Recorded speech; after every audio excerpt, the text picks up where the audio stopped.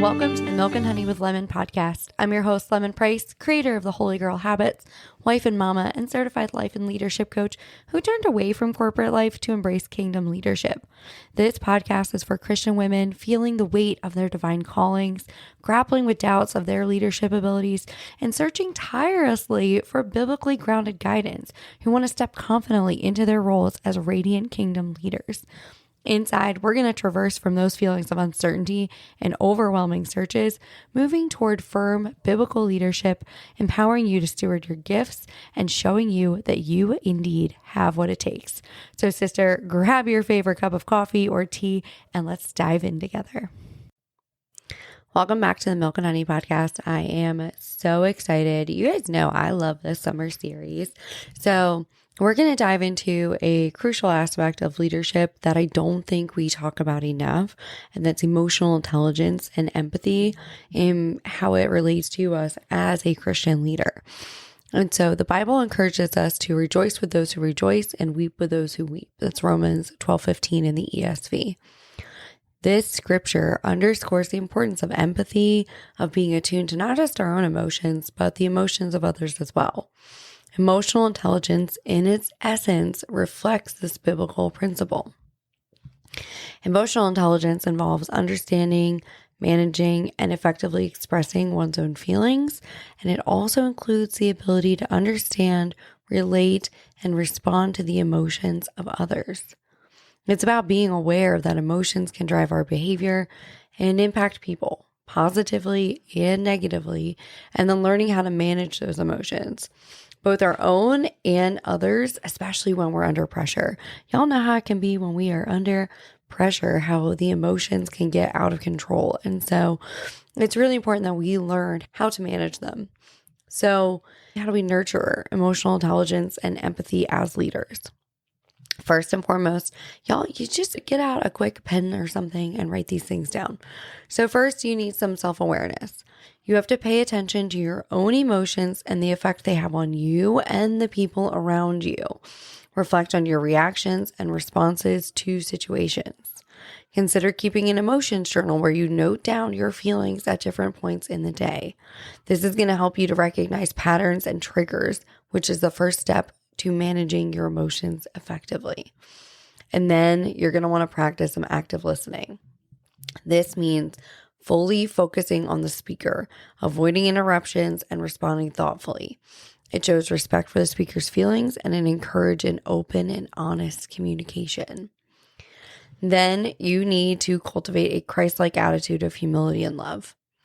Remember, Jesus showed emotional intelligence. My gosh, that was a tongue twister today. When he wept with Mary and Martha, even though he knew he would raise Lazarus from the dead, he fully engaged in the emotional reality of his friends.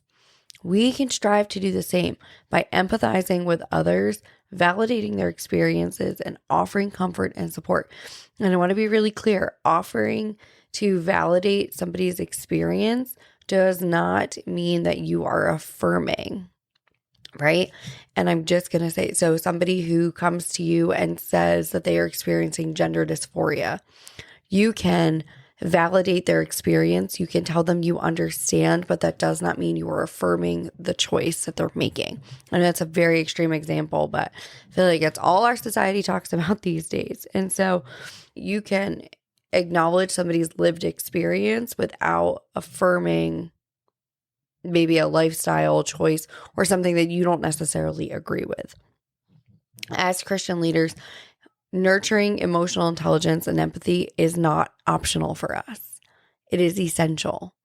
It is what enables us to lead with love, to foster deep relationships, and to create a positive and encouraging environment. So I'm going to challenge you today to take one step forward toward nurturing your own emotional intelligence and empathy. And it can feel a little bit uncomfortable at first, but it's a vital part of your growth as a leader. Something I did when I tried to figure out what my triggers were and how my emotions impacted others, ask your kids. They will be so brutally honest with you about what it is that you say, think, feel, do, and how that impacts the whole household, especially as women. We have this ability to impact everybody around us. And so Ask your family. Ask them what it's like when you're done work. Ask them what it's like when they call you in the middle of a workday. Ask them what it is like on a weekend with you. What are your emotions like? What sets you off? Because they will be aware. Okay. They are aware of what it is. So ask them. It's uncomfortable. I'll tell you that. It's uncomfortable, but do it. You will be glad that you did, because the only way that we can grow is to become aware of the things that we need to change. So I just want to thank you for hanging out with me today. I want to encourage you to lead with love and empathy and emotional intelligence as you follow Jesus' example. God bless you all. And I will see you on Friday as we talk about effective communication that is based on biblical principles. So I will see you then. Bye. Thank you so much for listening to the Milk and Honey with Lemon podcast. I am so grateful you were here. I hope this episode has helped you move from feelings of doubt and uncertainty towards stepping confidently into your God-given leadership role, fully equipped with biblical wisdom. If you enjoyed this episode, please take a second to rate and review. Each review helps us to reach and inspire more Christian women leaders just like you. Don't forget to share your takeaways, post it on Instagram, tag me anywhere you're on social media, and I'll see you next week.